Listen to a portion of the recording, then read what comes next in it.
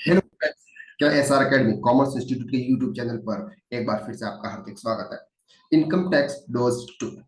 Sir, आज की video में हम समझते हैं कि इनकम टैक्स में पर्सन कितने टाइप के होते हैं। दैट मीन्स कि इनकम टैक्स किस किस को फाइल करना पड़ता है।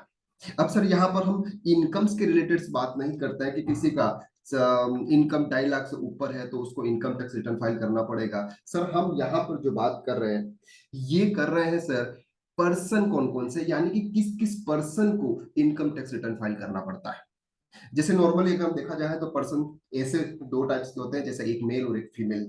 लेकिन इनकम टैक्स से पर्सन बहुत टाइप्स के होते हैं, जो आज हम इस वीडियो के अंदर कवर करने वाले हैं। Person section 2 subsection 31 income tax person meaning क्या होता है।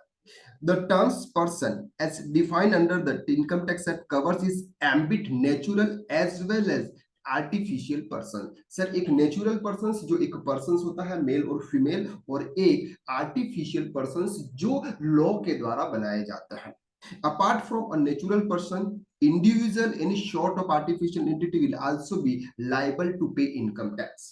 सर, जो इंडिविजुअल पर्सन है तक उनको तो इनकम टैक्स रिटर्न फाइल करना ही होता है, लेकिन साथ साथ में उनको भी रिटर्न फाइल करना होता है जो लॉ ने बनाया है। लॉ ने उनको पर्सन्स बनाया हुआ है, उनको भी रिटर्न फाइल करना होता है।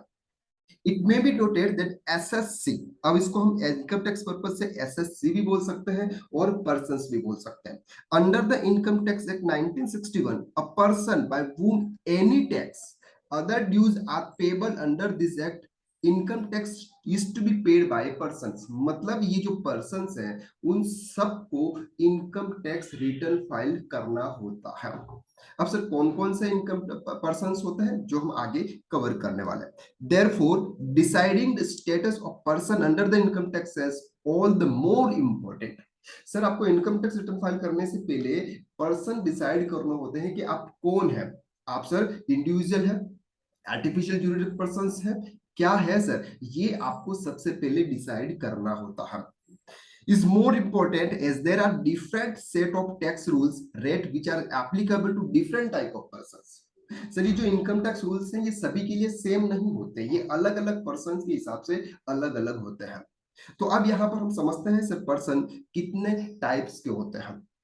Persons include the tax otherwise required to learn. Person include सबसे पहला आता है सर इंडिविजुअल्स।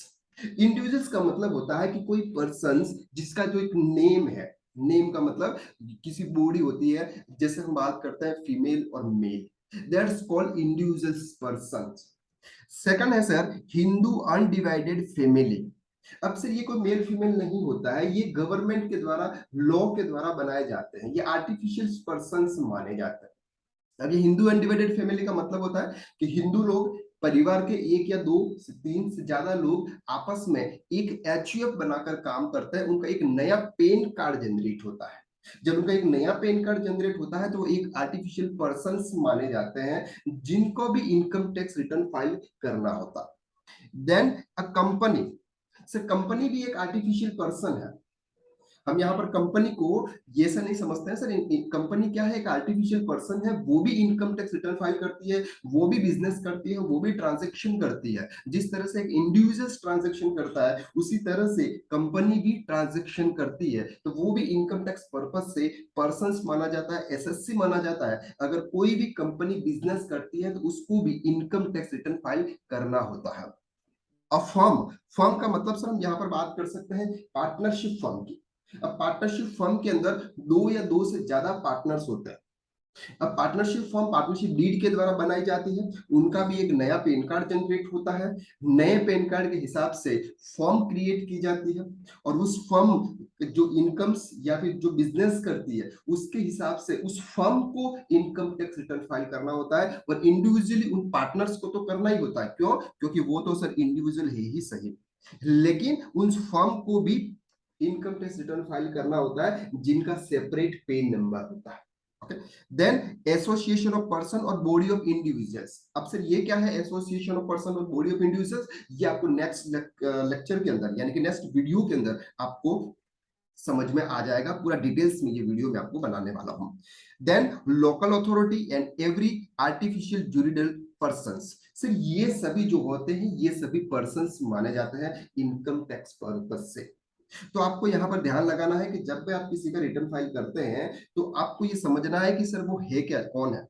क्या वो पर्सन्स है, आर्टिफिशियल पर्सन्स है, कोई कंपनी है, फॉर्म है, क्या है ऐसा। तो सबसे पहले आपको ये डिसाइड करना होगा और ये डिसाइड करना सबसे इंपॉर्टेंट होता है। क्यों? क्योंकि सर एवरी पर्सन के हिसाब से अलग अलग रूल्स होते हैं, एवरी पर्सन के हिसाब से अलग अलग रूल्स होते हैं।